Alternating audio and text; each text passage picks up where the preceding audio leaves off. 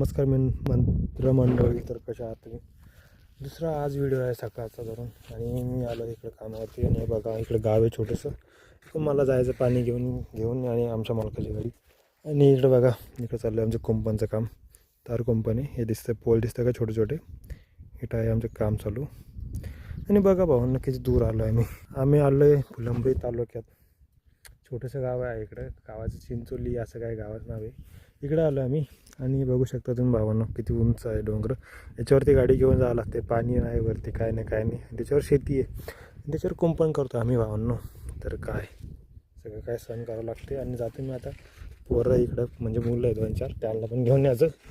आणि इकडं साधारणपणे मस्त आहे, वातावरण पण चांगलं आहे, मस्त डोंगर आहे बघू शकता तुम्ही. तर चला मित्रांनो, भेटू पुढच्या व्हिडिओमध्ये परत.